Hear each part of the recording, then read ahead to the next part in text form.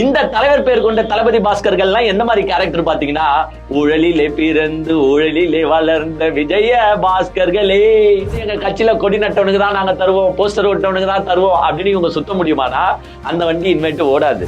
ஏங்க ஒருத்தர் சரண்டர் ஆகலாம், இந்த அளவுக்கு சரண்டர் ஆவானா? அதுதான் எனக்கு புரியல. ஏங்க ஒரு ஃபர்ஸ்ட் நாள் போய் ஒரு கெத்தா கொஞ்சம் பேசிட்டு கெத்தா வந்துட்டு அதுக்கு அப்புறமா நீங்க புகழுங்க துதி பாடுங்க, அதெல்லாம் நெக்ஸ்ட்.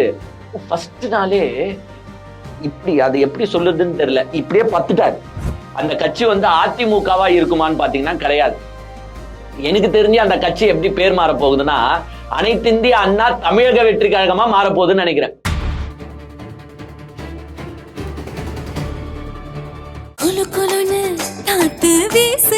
உங்கள் சத்யாவில் குளு குளு ஏசி ஆஃபர்.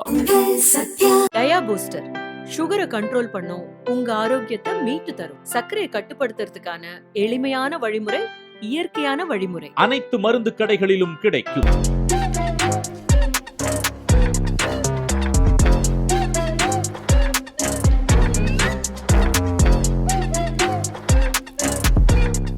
வணக்கம் நண்பர்களே, வெல்கம் டு த ஷோ.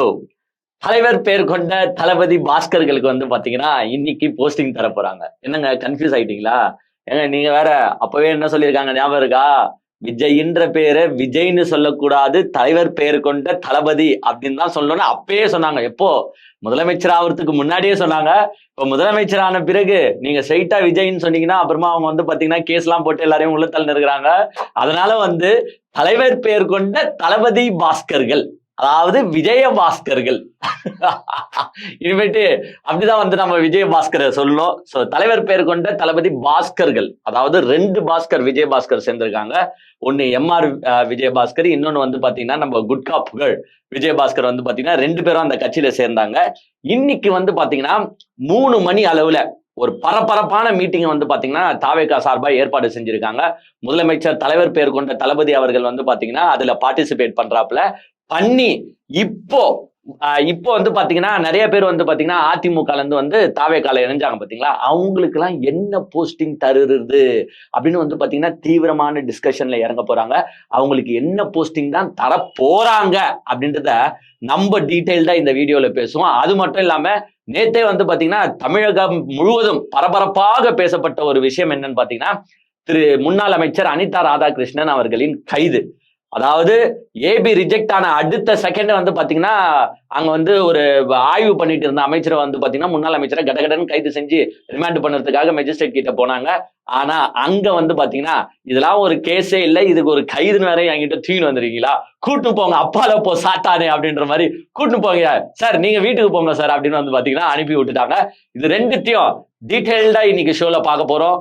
வாங்க நிகழ்ச்சிக்குள்ள போலாம். ஆக்சுவலா இந்த தலைவர் பேர் கொண்ட தளபதி பாஸ்கர்களை கட்சியில சேர்த்த உடனே நானே வந்து யோசிக்க ஆரம்பிச்சிட்டேன். என்னடா நம்ம விஜய் வந்து பாத்தீங்கன்னா, ஐயோ விஜய்னு சொல்லக்கூடாதுங்க, என்னடா நம்ம தலைவர் பேர் கொண்ட தளபதி அவர்கள் வந்து பாத்தீங்கன்னா இந்த மாதிரி ஆட்கள் எல்லாம் சேர்க்க மாட்டாரு. ஏன்னா நம்ம தலைவர் பேர் கொண்ட தளபதி வந்து கட்சி ஸ்டார்ட் பண்ணும்போது அவர் என்ன சொல்லி போர்ட்ரே பண்ணாருன்னு பாத்தீங்கன்னா, நாங்க வந்து தூய சக்திங்க, தீய சக்திக்கு மாற்றாக இந்த தூய சக்தி வருது, நாங்க யாருமே ஊழல் செய்ய போறது இல்ல அப்படின்னு வந்து பாத்தீங்கன்னா அவர் சொன்னாரு. பட் இருந்தாலும் அப்பவே அவர் மேல நிறைய குற்றச்சாட்டுகள் வந்துச்சு. எப்பா என்னப்பா நீ புலி படத்துக்கு வந்து பாத்தீங்கன்னா இப்படி பண்ணிருக்க அப்படி பண்ணிருக்க, காருக்கு வந்து பாத்தீங்கன்னா ஐடி கட்ட மாற்ற அப்படி இப்படின்ற குற்றச்சாட்டுகள் அவர் மேல வச்சாங்க. அது மட்டும் இல்லாம கூட ஆதவ அர்ஜுனா சிடிஆர் நிர்மல்குமார் எல்லாம் வச்சுக்கிட்டு நீ என்னையா ஊழல் பண்ணாம இருக்க போற அப்படின்னு வந்து பாத்தீங்கன்னா குற்றச்சாட்டுகள் வச்சாங்க.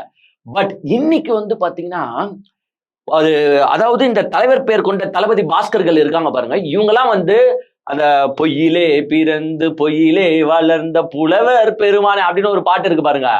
இந்த தலைவர் பேர் கொண்ட தளபதி பாஸ்கர்கள்லாம் எந்த மாதிரி கேரக்டர் பாத்தீங்கன்னா, ஊழலிலே பிறந்து ஊழலிலே வளர்ந்த விஜய பாஸ்கர்களே, அந்த மாதிரி கண்டென்ட் கேரக்டர்ஸ். இது எங்க தமிழ்நாட்டுல இருக்கிற மொத்த மக்களுக்கும் தெரியும், ஊழல்னால இந்த 2 பேர் வந்து பாத்தீங்கன்னா முன்னாடி நின்றுவாங்க. அப்படியே நீங்க டாப் 10 லிஸ்ட் போட்டீங்கன்னா இந்த பேர் வந்து கண்டிப்பா டாப் 5குள்ள வந்துரும்னு கூட வச்சுக்கோங்க, லிஸ்ட்ல இருப்பாங்க. இவங்களெல்லாம் வந்து பாத்தீங்கன்னா நம்ம தலைவர் பேர் கொண்ட தளபதி அவர்கள் கூப்பிட்டு கட்சியில சேர்க்கிறாரு. என்னையா இது, என்னதாயா ஆச்சு இந்த மனுஷனுக்கு அப்படின்னு சிந்தித்து கொண்டிருக்கும் வேளையிலே எனக்கு தோணுச்சுங்க ஒரு விஷயம், ஏன் இவங்களை சேர்த்தாங்க அப்படின்றதுக்கு வந்து பாத்தீங்கன்னா ஒரு எக்ஸாக்ட் ரீசன் என்னன்னா, எங்க அதுல அவர் பேர் இருக்குங்க. ஏங்க விஜயபாஸ்கர் அப்படின்னு இருக்கிறனாலதான் விஜயபாஸ்கரை சேர்த்திருக்காரு. இதே அஜித் பாஸ்கர் அப்படின்னு இருந்துச்சுன்னா அவங்கள சேர்த்திருக்க மாட்டாரு. ரஜினி பாஸ்கர் அப்படின்னு இருந்துச்சுன்னா அவங்கள சேர்த்திருக்க மாட்டாரு. விஜய பாஸ்கர் அப்படின்னு இருக்கிறனால ஒருவேளை அவங்களும் விஜய் ஃபேன்ஸா தான் இருப்பாங்க, அவங்களும் நம்ம படங்கள் எல்லாம் பார்த்திருப்பாங்க, அவங்க ஃபேமிலி வேற பாத்தீங்கன்னா நம்ம படங்கள் எல்லாம் பார்த்து தான் வளர்ந்துருப்பாங்க, சோ அவங்கள சேர்க்கிறது தப்பே கிடையாது அப்படின்ற ஒரே பாயிண்ட்ல மட்டும்தான் விஜய் அவர்கள் இவர்கள கட்சியில சேர்த்திருக்காங்க. ஏன்னா எங்க சி விஜயபாஸ்கரை பத்தி உங்களுக்கு நல்லாவே தெரியும். குட்கா புகழ் அப்படின்ற பேர் வந்து பாத்தீங்கன்னா அவருக்கு அவங்க ஆட்சி காலத்திலேயே வந்து பாத்தீங்கன்னா கிடைச்சிச்சு. அதே மாதிரி எம்ஆர் விஜயபாஸ்கரை எடுத்துட்டீங்கன்னா 2016 to 2021 அந்த மனுஷன் டிரான்ஸ்போர்ட் மினிஸ்டரா இருந்திருக்காப்ல.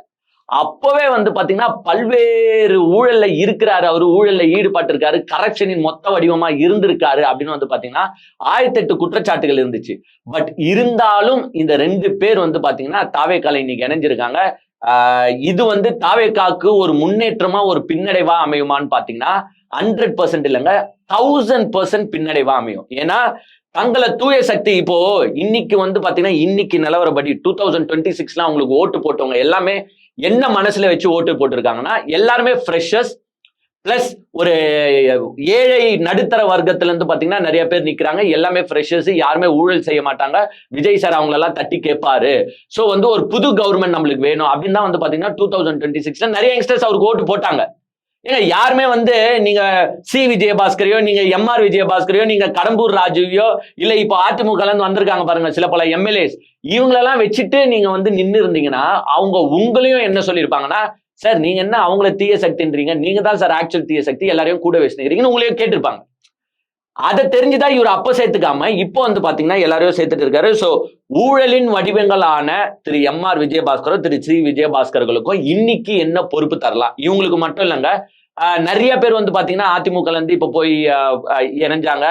வைகை செல்வன் வேற நேற்று ரிசைன் பண்ணிருக்காரு, அவர் எப்போ தாவேகா போறாருன்னு நம்மளுக்கு தெரியல. But MR Vijayabaskar, C Vijayabaskar, Kadambur Raju, அப்புறமா வந்து பாத்தீங்கன்னா இன்னொரு 4-5 பேரு, அதே மாதிரி பாத்தீங்கன்னா அந்த 4 எம்எல்ஏஸ் ராஜினாமா பண்ணாங்க பாருங்க, மதுராந்தகம் அவங்களா இருக்காங்க பாருங்க, இவங்களுக்கு எல்லாம் புதுசா இணைஞ்ச எல்லாருக்குமே என்னென்ன போஸ்டிங் தரலாம் அப்படின்றத வந்து பாத்தீங்கன்னா ஒரு டீடைல்டு டிஸ்கஷன் நடத்த இன்னைக்கு விஜய் அவர்கள் 3 மணிக்கு பனையூர் போய் என்னதான் பண்ண போறாங்கன்னு தெரியல, என்னதான் பொசிஷன் இவங்களுக்கு தர போறாங்கன்னு தெரியல. சரி நீங்க சொல்லுங்க மக்களே, என்ன போஸ்டிங் இவங்களுக்கு தருவாங்கன்னு நீங்க நினைக்கிறீங்க? இப்போ இதுல பெரிய அளவுல பாதிக்கப்பட போறது யாருன்னு பாத்தீங்கன்னா விஜய்க்காக கிட்டத்தட்ட 40 நாள் சிறைவாசம் அனுபவிச்சார் பாருங்க ஒரு மனுஷன்.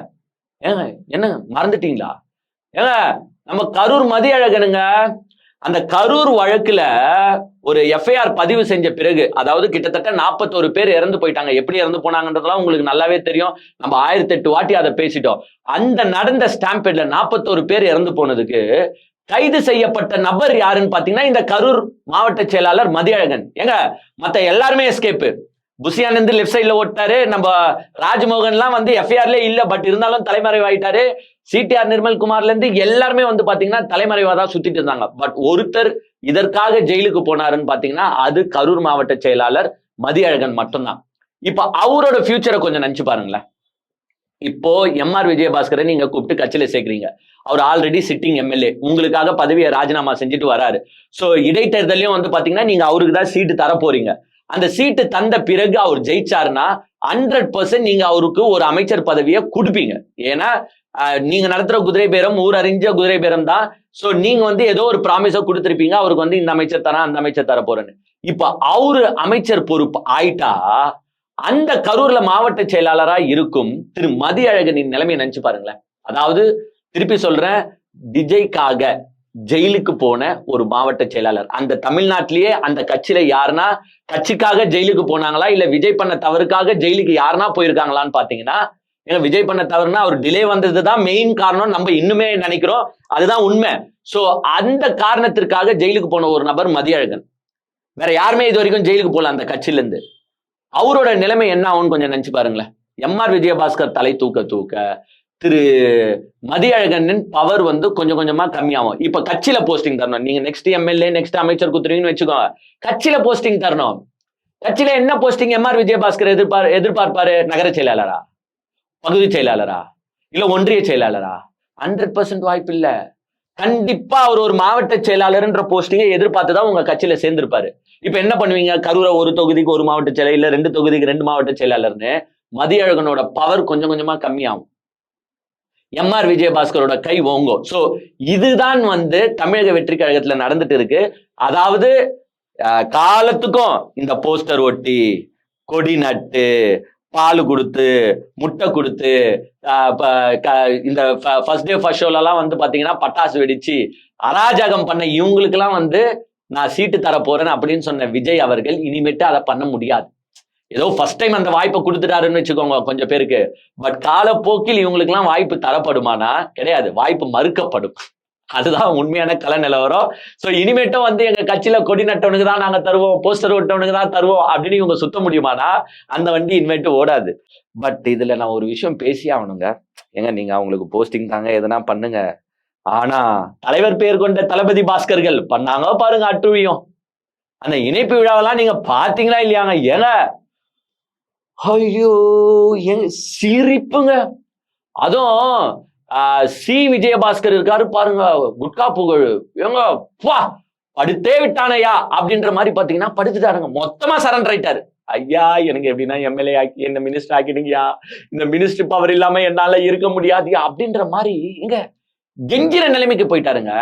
ஆக்சுவலா நம்ம கேள்விப்பட்ட தகவலே என்னன்னா, அதுதான் உண்மையான தகவல் கூட, கேள்விப்பட்ட தகவல் என்னன்னா விஜய் முன்னிலையில தான் நான் இணைவேன், நான் வந்து கடம்பூர் ராஜு வந்த மாதிரியோ அப்படி வந்த மாதிரியோ புஷி ஆனந்த் மூலியமாவோ ஆதவ அர்ஜுனா மூலியமாலாம் இணைய மாட்டேன், விஜய் முன்னிலையில தான் நாங்க இணைவோம் அப்படின்னு வந்து பாத்தீங்கன்னா விஜயபாஸ்கர் ஸ்ட்ரிக்டான கண்டிஷன் போட்டுறாரு.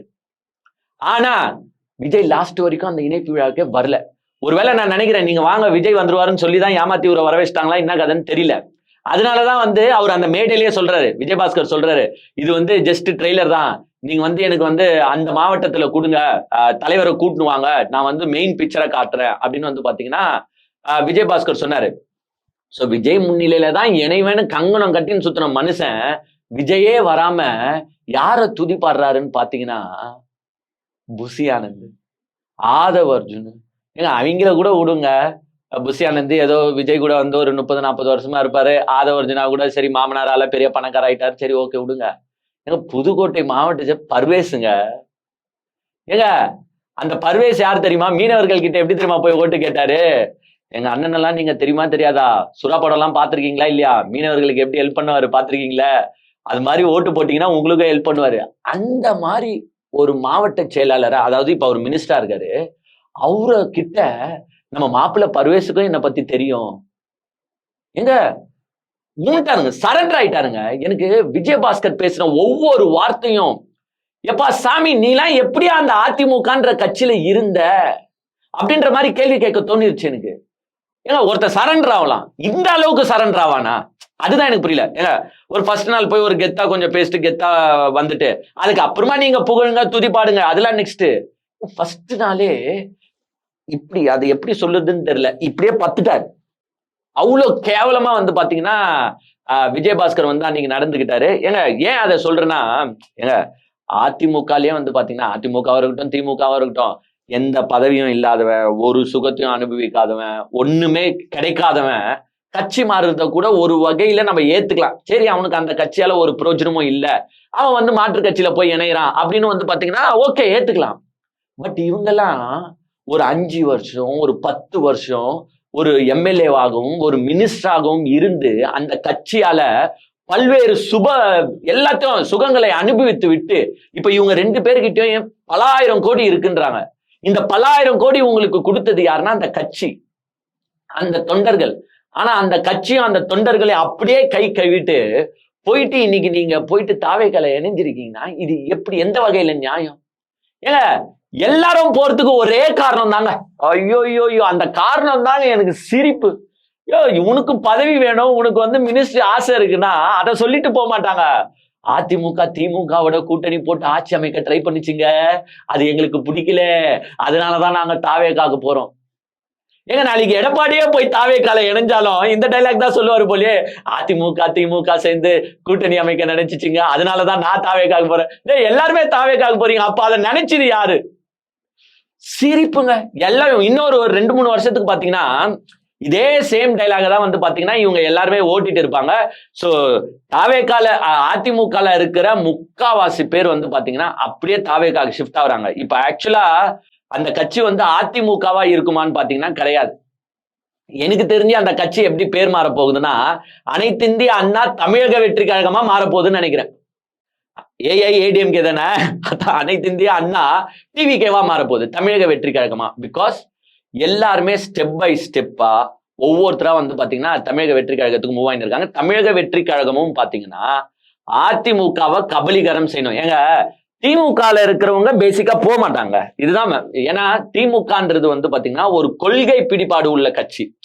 உங்களுக்கே நல்லா தெரியும். அதிமுக காரனே இப்ப கேள்வி கேட்கிறான், ஒரு டேர்ம் 2 டேர்ம் உங்களால பதவி இல்லாம இருக்க முடியாதா? ஏன் திமுக காரன் இல்லையா? கடந்த 10 வருஷமா பதவி இல்லாம இருந்தானே, அவன் கட்சியை பிடிச்சிக்கின்னு கட்சியில நிக்கலையா? நீங்களா ஏன் இப்படி போறீங்கன்னு யார் நம்ம கேள்வி கேட்கல, அதிமுக காரனே கேள்வி கேட்கிறான். ஏன் திமுக அப்படியே ஸ்டாண்டா நிக்கும்? ஏன் இந்த எலெக்ஷன் இல்லைங்க, இன்னும் 4-5 எலெக்ஷன் தோத்தா கூட திமுக இப்படியே தான் இருக்கும். பிகாஸ் அவங்களாம் ஒரு கொள்கை ஈடுபாடோட அந்த கட்சியில இருப்பாங்களே தவிர்த்து, எஸ் பதவி சுகங்கள் அதெல்லாம் நெக்ஸ்ட் டிபார்ட்மெண்ட், பட் கொள்கைன்றதும் அவங்கள ஸ்ட்ராங்கா இருக்கணும். அவங்களுக்கு அந்த கட்சியை விட்டு போகணும் மாற்று கட்சிக்குன்னு தோணினாலும், நம்ம எப்படிடா போறது, அங்க போறதா அப்படின்ற ஒரு எண்ணோட்டம் அவனுக்குள்ள ஓடிட்டே இருக்கும். பட் அதிமுக பாத்தீங்கன்னா திமுக எதிர்ப்பு. இந்தி திணிப்புக்காக அவங்க அவ்வளோ போராட்டம் பண்ணிருக்காங்களான்னா கிடையாது. மாநில சுயாட்சிக்காக அவ்வளவு போராட்டம் பண்ணிருக்காங்களான்னா கிடையாது. சோ இந்த மாதிரி ஒரு கொள்கை பிடிப்போட அதிமுகன்ற கட்சி கிடையாது. ஆல்வேஸ் கலைஞர் எதிர்ப்பு, ஸ்டாலின் எதிர்ப்பு, இந்த 2 வச்சுதான் அவங்க வளர்ந்தாங்க. சோ இவங்களுக்கு அந்த கொள்கை பிடிப்பாடு இல்லாதனால இப்ப யார் கலைஞர் எதிர்க்கிறா, யார் ஸ்டாலின் எதிர்க்கிறா, நாங்க அங்க போயிடுறோம். சோ அனைத்திந்திய அண்ணா தமிழக வெற்றி கழகமா பாத்தீங்கன்னா ஏஐடிஎம்கே மாறிட்டு வரதா எல்லாருமே சொல்லிட்டு இருக்காங்க. இதுல 10க்கு நேத்து பாத்தீங்கன்னா ஒரு புது புரளி ஒண்ணு கிளம்பி இருக்கு. அதாவது எல்லா மாவட்ட செயலாளர்களும் அண்ணாமலையை பாத்தீங்கன்னா நம்ம கட்சியில சேருங்க அப்படின்ற மாதிரி கேட்டுக்கொண்டதாக ஒரு தகவல் வந்திருக்கு. அண்ணாமலை ஆல்ரெடி உங்களுக்கே நல்லா தெரியும், வி த லீடர்ஸ் அப்படின்னு பாத்தீங்கன்னா ஒரு இயக்கம் மாதிரி ஸ்டார்ட் பண்ணி ரன் பண்ணிட்டு வராரு. அதுல கிட்டத்தட்ட 17 லட்சம் பேர் சேர்ந்துட்டாங்க. அதுல 10 லட்சம் பேர் பாத்தீங்கன்னா கிட்டத்தட்ட 21 வயசுக்கு கீழே இருக்கிறவங்க அப்படின்னு பாத்தீங்கன்னா அண்ணாமலை ஒரு கணக்கை சொல்லிட்டு சுத்திட்டு இருக்காரு. உடனே இதை கேள்விப்பட்ட அதிமுக, நம்ம ஏன் அண்ணாமலை நம்ம கூட சேர்த்து வச்சுக்க கூடாது அப்படின்னு யோசிச்சிருப்பாங்களா என்னன்னு தெரியாது. பட் இது எடப்பாடி பழனிசாமி அவர்களின் காதுக்கு போச்சான்னு கூட எனக்கு தெரியாது. ஏன்னா எடப்பாடி பழனிசாமியும் அண்ணாமலையும் பாத்தீங்கன்னா எதிர் துருவங்கள். இது 2 கிட்ட வந்தா இது பழைய இபிஎஸ் ஓபிஎஸ் மாதிரி ஆயிடும். இபிஎஸ் அண்ணாமலை எப்படி அழிக்கிறது, அண்ணாமலை இபிஎஸ் எப்படி அழிக்கிறதுன்னு 2 பேர் அழிக்கணும்னு நினைச்சா அவங்க அழிஞ்சு போயிடுவாங்க. சோ இது ஏஐ அனைத்திந்திய அண்ணா தமிழக வெற்றி கழகமா மாறப்போதா, இல்ல அனைத்திந்திய அண்ணா மலை வெற்றி கழகமா மாறப்போதா அப்படின்றது பாத்தீங்கன்னா டவுட்ல ஓடிட்டு இருக்கு. சோ அண்ணாமலை எனக்கு தெரிஞ்சு அவங்க கூட மேபி கூட்டணின்ற மாதிரி கான்செப்ட்ல போவாரே தவிர்த்து அந்த கட்சியில இணைஞ்சு செயல்படுவாரான்னு பாத்தீங்கன்னா கஷ்டம். சோ இந்த மாதிரி நியூஸ்கள் தான் பாத்தீங்கன்னா ஸ்ப்ரெட் ஆகிட்டு இருக்கு. சோ இன்னைக்கு 3 மணிக்கு அந்த டிஸ்கஷன்ல இணைஞ்ச எல்லாருக்குமே என்னென்ன போஸ்டிங் தர போறாங்க அப்படின்றத பேசி போறாங்க. அதுலயும் நிறைய பேர் பாத்தீங்கன்னா நிறைய வாக்குறுதிகள் கொடுத்துருப்பாங்க. நீங்க வாங்க நாங்க சேர்த்துக்கிறோம், நீங்க வாங்க நாங்க சேர்த்துக்கிறோம் அப்படின்னு வாக்குறுதிகளோ கொடுத்துருப்பாங்க. ஸோ அதை எப்படி இது பண்ண போறாங்கன்னு தெரியல. பட் அவங்களுக்கு வந்தவங்களுக்கு போஸ்டிங் போட ஆல்ரெடி அந்த கட்சியில இருந்தவங்களின் போஸ்டிங் பறிக்கப்படும், இல்லைன்னா அவர்களின் பவர் சென்டர்கள் பாத்தீங்கன்னா குறைக்கப்படும். ஏங்க ஏடிஎம்கேல இருந்து இழுக்கிறத விடுங்க, நேத்து நடந்த பிரச்சனை உங்களுக்கு நல்லாவே தெரியும்ல. நம்ம அனிதா ராதாகிருஷ்ணன் முன்னாள் அமைச்சர், அவர் அவதூறா பேசிட்டாரு அப்படின்னு பாத்தீங்கன்னா நேத்து கைது செஞ்சுட்டாங்க. என்னையா அவதூறுன்னு பாத்தீங்கன்னா ஒருமையில பேசிட்டாராம். ஒருமையில பேசுறதுக்கெல்லாம் பாத்தீங்கன்னா செக்ஷனை தூக்கி போட்டு ஒரு மனுஷனை கைது செய்யற ஒரே கவர்மெண்ட் யாரா இருக்கும்னு பாத்தீங்கன்னா இந்த தமிழக வெற்றி கழகமா தான் இருக்கும். ஏங்க நீங்க டிஎம்கே ரூலிங் பார்ட்டியா இருக்கும் போது கூட பாருங்களேன், 21ல 21ல இருந்து 26க்குள்ள ஏங்க முதலமைச்சர் அவ்வளவு கேள்வி கேட்டானுங்க, துணை முதலமைச்சர் அவ்வளவு கேள்வி கேட்டானுங்க, அசிங்கமா கேள்வி கேட்டானுங்க. ஆனா டிஎம்கே என்ன தெரியுமா பண்ணிட்டு இருந்துச்சு, விட்றா இதெல்லாம் ஒரு விஷயமா, இதுக்கெல்லாமா நம்ம கைது செய்யணும் அப்படின்னு பாத்தீங்கன்னா டிஎம்கே அது என்னமோ அரசியல் சொல்லுவாங்கப்பா, நாகரீக அரசியல். எது அதுவும் கரூர் வழக்குல பாத்தீங்கன்னா அவதூறு இந்த சென்ஸ். எங்க ஒருத்தனை இண்டிவிஜுவல பாத்தீங்கன்னா நீங்க இப்போ அவன் இவன் பேசிட்டா அது பேர் அவதூறு கிடையாது. இப்போ நம்ம கூட விஜய பாத்தீங்கன்னா போற போக்குல திடீர்னு அவன் வந்துரும், இட் இஸ் நாட் அவதூறு. அதுக்கு நீங்க டிஃபேமேஷன் போட முடியுமானா போட முடியாது. அது ஒரு கொலை மிரட்டலுக்கான சார்ஜஸ் வருமானா வராது. ஏங்க ஒரு அரசாங்கத்துக்கு மேலேயே பாத்தீங்கன்னா அவதூறு, அதுவும் பொய் அவதூறு ஸ்ப்ரெட் பண்ணாங்க கரூர்ல. ஏங்க அதுக்கெல்லாம் டிஎம்கே நினைச்சிருந்தா மொத்த டிவிகேவையும் தூக்கி உள்ள போட்டு இருக்கலாம். ஏங்க என்னென்ன சொன்னாங்க உங்களுக்கு ஞாபகம் இருக்கா இல்லையா? 40 பேர் உள்ள பூந்துட்டாங்க, எல்லாரையும் கழுத்து மேல காலை வச்சு மிதிச்சிட்டாங்க, எங்க மயக்க மருந்து தூக்கி போட்டாங்க, மிளகா பொடியை தூக்கி போட்டாங்க, அப்படியே ஷால்ல கழுத்தை நெருக்கிட்டாங்க, இவங்க தான் சாவடிச்சாங்க, எங்கெங்கயோ செத்து போன டெட் பாடிஸ் எல்லாம் தூக்கி வந்து பாத்தீங்கன்னா மாச்சுரியில போட்டு கணக்கு காட்டிட்டாங்க. ஏங்க அவ்வளவோ பொய் அவதூறு. That is against the government. DMK அன்னைக்கு நினைச்சிருந்தா எவன் அந்த போஸ்ட் போட்டானோ, எவன் அப்படி பேசினானோ, ஏங்க அவங்க எல்லாரையும் தூக்கி உள்ள போட்டுருக்கலாம், ரிமாண்ட் பண்ணிருப்பாங்க ஜட்ஜு. எப்படியா இப்படி பொய் அவதூறு பரப்புவீங்கன்னு. ஆனா டிஎம்கே என்ன பண்ணிட்டு இருந்துச்சு? நாகரீக அரசியல். இதுக்கெல்லாம் கைது செய்ய வேணாப்பா, விடுப்பா, ஐயோ கைது செஞ்சா விஜய் பெரியாளா வந்துருவாருப்பா அப்படின்னு இந்த நாகரீக அரசியல் தான் இன்னைக்கு என்ன ஆகியிருக்குன்னு பாத்தீங்கன்னா, ஒரு முன்னாள் அமைச்சரையே வந்து பாத்தீங்கன்னா இன்னைக்கு நேத்து கைது செஞ்சிருக்காங்க. அந்த கைதுக்கு அப்புறமா ஏன் கைது செஞ்சாங்கன்றது உங்களுக்கு நல்லாவே தெரியும். முதலமைச்சர் வந்து பாத்தீங்கன்னா ஒருமையில பேசிட்டாரு, அப்படி இப்படின்னு பாத்தீங்கன்னா ஒரு 2-3 செக்ஷனை போட்டு இவரு ஏபி அப்ளை பண்ணிருக்காரு. ஏபி வந்து ரிஜெக்ட் ஆயிடுச்சு. ஏபி ரிஜெக்ட் ஆச்சு அப்படின்றத ஒரு எக்ஸ்பிரஸ் வேகத்துல வந்து பாத்தீங்கன்னா இவங்களுக்கு தகவல் வந்துருச்சு. போலீஸ் அவ்வளவு ஃபாஸ்டா யாருமே ஒர்க் பண்ண மாட்டாங்க. ஏபி டிஸ்மிஸ் ஆன உடனே என்ன பண்ணிட்டாங்க, வா கைது செய்யலாம் அப்படின்னு வந்து பாத்தீங்கன்னா யாரோ ஒருத்தர் சொல்லி இருப்பாங்க போல, எப்பா போய் கைது செய்யணும், உடனே கிளம்பிட்டாங்க போலீஸ். எது அதுவும் அமைச்சர் வீட்டுல இல்ல, முன்னாள் அமைச்சர் ஆய்வு பண்ணிட்டு இருந்த மனுஷனை போயிட்டு கைது செய்ய போயிருக்காங்க. கைது செஞ்சு நைட்டு ரிமாண்டும் பண்ண போயிருக்காங்க. மெஜிஸ்ட்ரேட் பார்த்திருக்காரு, மேலையும் கீழையும் பார்த்துட்டு செக்ஷன்ஸ் எல்லாம் படிச்சு பார்த்துட்டு வாட் இஸ் திஸ் ப்ரோ அப்படின்னு கேட்டு அனுப்பிட்டாரு போல. நீங்க வந்து அவங்க கூடும்போது வந்து நீங்க விசாரணைக்கு ஆஜரானா போதும், எதனா ஒரு கண்டிஷன்ஸ் போட்டிருப்பாங்க. எப்பவுமே வந்து பெயில் கொடுக்குறாங்கன்னா ஓன் பாண்ட்ல விடுறாங்கன்னா எதனா கண்டிஷன்ஸ் போட்டிருப்பாங்க. நீங்க வந்தா போதும் அப்படின்னு வந்து பாத்தீங்கன்னா அனுப்பி விட்டுட்டு இருக்காங்க. ஏங்க ஒரு முன்னாள் அமைச்சர், ஏங்க ஒரு எம்எல்ஏவை கைது செய்யறதுக்குன்னு வந்து ஒரு ப்ரொசீஜர்ஸ் இருக்கு. அதுவும் இந்த செக்ஷன்ஸ்ல எல்லாம் நீங்க தூக்கி அவங்களை ஈஸியா ரிமாண்ட் பண்ணிட முடியுமா? ஜட்ஜ் அதுக்கு அப்ரூவல் கொடுப்பாங்கன்னா ரொம்ப கஷ்டம் எனக்கு தெரிஞ்சு. இது எனக்கு தெரிஞ்சு ஏங்க விஜய் அவர்களை இவர் ஒருமையில் பேசிவிட்டார் அப்படின்னு இது நடந்திருக்குமானா எனக்கு தெரிஞ்சு கிடையாதுங்க. எனக்கு தெரிஞ்சு திரு அனிதா ராதாகிருஷ்ணன் அவர்கள் விஜயை விட ஆதவ் அர்ஜுனாவை நிறைய விமர்சனம் பண்ணியிருக்காரு. அதை நான் பார்த்திருக்கேன். லாட்டரி டிக்கெட்காரன்னு பங்கமா சொல்லியிருக்காரு. நீ தூத்துக்குடி உள்ள வந்து பாரு அப்படின்னு வந்து பாத்தீங்கன்னா பங்கமா பேசியிருக்காரு. சோ எனக்கு தெரிஞ்சு அந்த 7 அடி உயர மனிதன் தான் இதெல்லாம். எனக்கு அதுதான் சொல்றேனே, நம்ம முதலமைச்சர் விஜய் அவர்கள் தான் சிஎம்மா இருக்காரா, இல்ல ஆக்டிங் சிஎம் தான் சிஎம்மா இருக்காரா? அதாவது ஆதவ் அர்ஜுனா தான் எல்லாத்தையும் பார்த்துட்டு இருக்குதுங்க, எல்லா வேலையும். இந்த மாதிரி எல்லாத்தையும் பண்றது யாருன்னு பாத்தீங்கன்னா அனிதா ராதாகிருஷ்ணன், ஆதவ் அர்ஜுனா தான். ஏன்னா இந்த அரசாங்கத்தை எதிர்த்து யார் யார் பேசுறாங்களோ அவங்க மேல வழக்க போடுறாங்க. ஏங்க சிவசங்கர் அவர்கள் வந்து உங்களுக்கே நல்லா தெரியும், அந்த சட்டமன்றத்துல வந்து பாத்தீங்கன்னா எதிர் கேள்வியை கேட்டு தாவேக்காவை கொஞ்சம் டென்ஷன் ஆகிட்டாரு. உடனே அந்த கேஸ்ல ஏதோ ஒருத்தர் தூக்கின்னு வந்து இவர் மேல பழிய போட்டு அவர் மேல பழிய போட்டு சிவசங்கரையும் கொத்து விடுறாங்க. அதே மாதிரிதான் அனிதா ராதாகிருஷ்ணன் எங்க போனாலும் சும்மா இருக்க மாட்டாரு, மேடைக்கு மேடை போட்டு தாவேக்காவை கலாச்சிட்டு இருக்காருன்னு அவர் மேல ஒரு கேஸ். சோ யாரா எதிர்த்து பேசுறாங்களா அவங்க மேல கேஸ். ஜென்சி கிட்ஸ்னு பாருங்க பேசின்னு சுத்தின்னு இருந்தாங்க, இப்ப அவங்க மேல கேஸ். சோ எதனா பேசினாலே கேஸ் போடுவேன் அப்படின்ட்டு அரசியலை செஞ்சுட்டு இருக்கிறது தாவேக்கா. ஆனா எது பேசினாலும் நான் நாகரீக அரசியல் தான் செய்வேன் அப்படின்னு வந்து பாத்தீங்கன்னா அந்த காலத்துல திமுக சுத்திட்டு இருந்துச்சு. அதற்கு தான் வந்து பாத்தீங்கன்னா விஜய் வந்து நீங்க நல்லவரா இருந்தீங்களே, நான் நல்லவனா இருக்க மாட்டேன், நான் கெட்டவனா தான் இருப்பேன் அப்படின்னு வந்து பாத்தீங்கன்னா கேஸ் போட்டுருக்காரு. இது மட்டும் இல்லாம அனிதா ராதாகிருஷ்ணன் அவர்களை பிரஷர் பண்ணியிருக்காங்க. ஏங்க அவர் வெளியில வரும்போது பிரஸ் மீட்ல சொல்றாரு, நீங்களே பார்த்திருப்பீங்க எல்லாரும், என்ன டிவிக்கேல ஜாயின் பண்ண சொன்னாங்க, என்ன வந்து எம்எல்ஏ போஸ்டிங்க ரிசைன் பண்ணு, டிவிக்கேல வந்து ஜாயின் பண்ணுன்னு பிரஷர் பண்ணாங்க, ஆனா நான் திமுக காரன், என்னைக்குமே இந்த மாதிரி ஒரு செயல்ல ஈடுபட மாட்டேன் அப்படின்னு வந்து பாத்தீங்கன்னா அனிதா ராதாகிருஷ்ணன் பிரஸ் மீட் கொடுத்திருக்காரு. இப்ப குதிரை பேரம் எங்க நடக்குது? ஏங்க குதிரை பேரம் தெளிவா, அதாவது அமமுகல இருந்த ஒரு எம்எல்ஏ முகத்தை மூடிக்கின்னு விஜய் வீட்டுக்கு போனாரு. அன்னைக்கு ஆளே காணாம போயிட்டாரு, அப்ஸ்காண்ட் ஆயிட்டாரு. அப்புறமா போய் இங்கே சேர்ந்துட்டாருன்னு கூட வச்சுக்கோங்க. அதெல்லாம் தான் கிளீன் குதிரை பேரும். இன்னைக்கு அதிமுக அத்தனை பேர் தாவுறாங்க. என்னென்ன ப்ராமிசஸ் நீங்க பண்ணிருப்பீங்க?